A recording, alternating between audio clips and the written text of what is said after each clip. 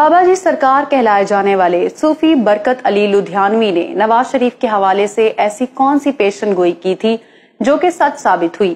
سابق صدر پاکستان جنرل محمد ضیاء الحق ان کے آستانے کے چکر کیوں لگایا کرتے تھے؟ اور ہاں، بابا جی نے امریکہ کی اربوں روپے کی امداد کیا کہتے ہوئے ٹھکرا دی تھی؟ تو جناب آج ہم رائل برٹش انڈین آرمی میں میجر کی نوکری چھوڑ کر اپنی زندگی اللہ کے لیے وقف کر دینے والے ولی کامل صوفی برکت علی لدھیانوی علیہ رحمہ کی بایوگرافی ڈیٹیل میں جاننے والے ہیں۔ آپ دیکھ رہے ہیں الیکشن باکس، میں ہوں سعدیہ ظفر۔ میرے انسٹا اکاؤنٹ کا لنک آپ کو ڈسکرپشن میں مل جائے گا، اور ہاں، آپ مجھے کامنٹ سیکشن میں اپنی فیڈ بیک سے آگاہ کریں۔ میں نہ صرف آپ کے کامنٹس کو پڑھوں گی بلکہ ریپلائی بھی کروں گی۔ So let's begin. آج سے 1 صدی قبل لدھیانہ ضلع کے قریب ایک گاؤں میں میاں نگاہ بخش نام کے سادہ لو انسان رہتے تھے۔ میاں نگاہ کا تعلق دھریوال جٹ قوم سے بتایا جاتا ہے۔ 27 اپریل 1911 کو ان کے گھر میں بیٹے نے آنکھ کھولی۔ والدہ جنت بی بی نے اپنے جگر گوشے کا نام برکت علی رکھا۔ ننھے برکت علی نے اپنی ابتدائی تعلیم اپنے گاؤں کے قریب رائے کوٹ سے حاصل کی۔ برکت علی کی شادی برکات بی بی سے اس وقت کر دی گئی جب ان کی عمر 16 برس تھی۔ چونکہ ان کے والد بزرگوار برطانوی فوج میں ملازمت کیا کرتے تھے، یہی وجہ تھی کہ اپنے والد کی خواہشات کی تکمیل کے لیے وہ 1930 میں برٹش رائل انڈین آرمی میں بھرتی ہو گئے۔ وہ تاج برطانیہ سے تنخواہ تو لے رہے تھے، لیکن شاید ان کی منزل کچھ اور تھی۔ صوفی برکت علی سہارنپور کے ایک بزرگ سید امیر الحسن سہارنپوری کے مرید اور عقیدت مند تھے۔ اب یہاں سے ان کی زندگی میں ٹرننگ پوائنٹ آیا۔ صوفی برکت علی لدھیانوی کی فوجی ملازمت کا ایک قصہ بتایا جاتا ہے کہ کور کمانڈر جنرل وچ ان کی شخصیت سے بے حد متاثر تھے، جس کا اندازہ آپ یوں لگا لیں کہ وہ انگریز آفیسر رمضان المبارک کے مقدس مہینے کے احترام میں تب تک نہیں کھاتا تھا جب تک افطار کا وقت نہ ہو جائے۔ گزرتے وقت کے ساتھ ساتھ صوفی برکت علی لدھیانوی روحانیت کی منازل طے کرتے گئے تو انہیں یہ دنیا داری اور یہاں کے معاملات غیر ضروری لگنے لگے۔ ایک روز انہوں نے فیصلہ کیا کہ اب سے انگریز کی نوکری چھوڑ کر اپنے رب کی چاکری میں ساری عمر وقف کرنی ہے۔ لیکن یہ سب کچھ اتنا آسان نہ تھا۔ دوسری جنگ عظیم جاری و ساری تھی۔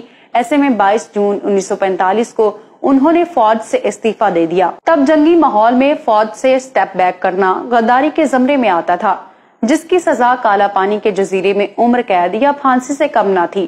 صوفی برکت کے افسران نے ان پر بہت پریشر ڈالا، جان سے مارنے کی دھمکیاں دیں اور طرح طرح کے لالچ دیے، لیکن وہ کہتے ہیں نا، سرفروشی کی تمنا اب ہمارے دل میں ہے، دیکھنا ہے زور کتنا بازوئے قاتل میں ہے۔ صوفی برکت علی لدھیانوی فوجی ملازمت چھوڑنے کا پختہ فیصلہ کر چکے تھے، تو وہ کہاں پیچھے ہٹنے والے تھے۔ پھر ایک روز انہیں زہر دے دیا گیا، لیکن خدا کی قدرت دیکھیے کہ وہ زندہ سلامت رہے۔ بعد ازاں وہ کورٹ مارشل میں بھی سرخرو ہوئے۔ صوبیدار میجر کے منصب تک ترقی کرنے والے صوفی برکت علی کی فوج کی وردی اتارنے کے بعد اگلی ملازمت اللہ اور اس کی مخلوق کی خدمت تھی۔ قیام پاکستان کے بعد وہ کچھ عرصے تک مختلف شہروں میں قیام پذیر رہے، اور پھر وہ مستقل طور پر فیصل آباد کے قریب ایک علاقے میں آ کر رہنے لگے۔ یہاں انہوں نے دارالاحسان کے نام سے آستانہ بنایا اور ذکر و اذکار میں مشغول ہو گئے۔ مسجد اور دینی مدرسے کے علاوہ انہوں نے ایک بڑا اسپتال بھی بنوایا، جہاں ہر خاص و عام کا مفت علاج ہونے لگا۔ 1200 بستروں پر مشتمل یہ اسپتال 1,25,000 مربع فٹ کے رقبے پر محیط ہے۔ انہوں نے پاکستان کے پہلے قرآن محل کی بنیاد رکھی، جہاں پر قرآن پاک کے قدیم نسخوں کو محفوظ کیا جاتا تھا۔ دارالاحسان میں لنگر کا وسیع انتظام تھا اور کوئی بھی شخص یہاں سے بھوکا واپس نہ جاتا۔ یہ ان کی تبلیغ کی برکت تھی کہ ہزاروں کی تعداد میں خانہ بدوشوں نے حضرت لدھیانوی کے ہاتھ پر اسلام قبول کیا۔ لاکھوں لوگوں کی زندگیاں بدلنے والے صوفی برکت علی لدھیانوی چاہتے تو عالی شان محل بنا کر زندگی بسر کر سکتے تھے، لیکن وہ خود جھونپڑی نما ڈیرے میں رہا کرتے تھے، جہاں بڑے بڑے رئیس، تاجر اور وزیر ان کے جھونپڑے کے باہر ڈیوٹی دیا کرتے۔ سابق صدر پاکستان جنرل محمد ضیاء الحق ایک مرتبہ فیصل آباد آئے تو انہوں نے صوفی برکت علی کو پیغام بھجوایا کہ میں آپ سے ملاقات کرنا چاہتا ہوں اور آپ سرکٹ ہاؤس فیصل آباد تشریف لے آئیں۔ تب انہوں نے کمشنر فیصل آباد کو یہ خط لکھا: بادشاہوں کے درباروں میں فقیر حاضر نہیں ہوا کرتے، اور پھر صدر ضیاء خود چل کر بابا جی کے آستانے پر ان سے ملنے آئے۔ कम लोग जानते हैं कि सूफी बरकत अली लुधियानवी ने एक मौके पर नवाज शरीफ से कहा था, जाओ तुम्हें सरदारी सौंपी, तुम्हें 3 मर्तबा बादशाहत मिलेगी। सूफी बरकत के ये अल्फाज हरफ बहरफ सच साबित हुए और मियां मोहम्मद नवाज शरीफ 3 बार पाकिस्तान के वजीर आजम बने।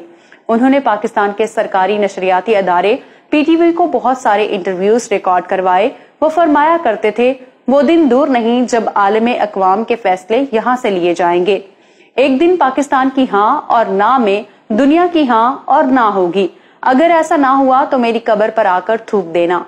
हजरत सूफी मोहम्मद बरकत अली लुधियानवी ने अपनी जिंदगी में ही अपनी मौरूसी जायदाद इस्लाम के लिए वक्फ कर दी थी।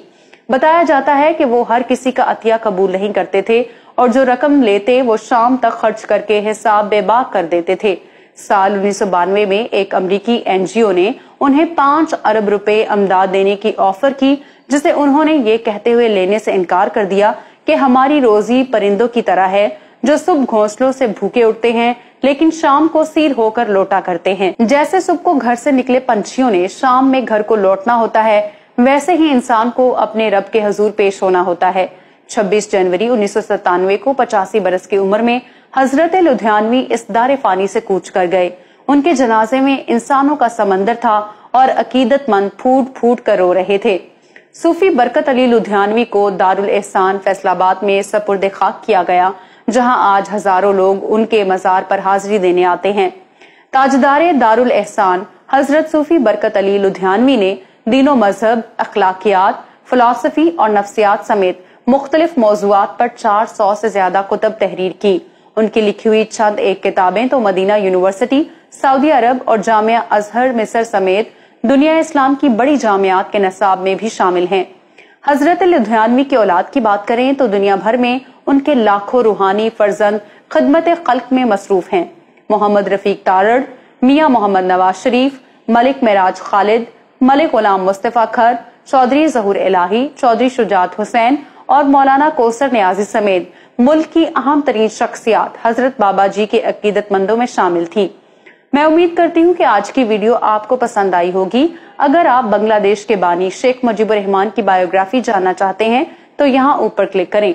जनरल यहिया की बायोग्राफी के लिए यहाँ नीचे और इमरान खान के फैक्ट्स आपको यहाँ मिलेंगे। वीडियो को लाइक करें और शेयर करें। इलेक्शन बॉक्स को लाजमी सब्सक्राइब कर लें और हमारी वीडियोस को देखते रहें। अल्लाह हाफिज नासिर।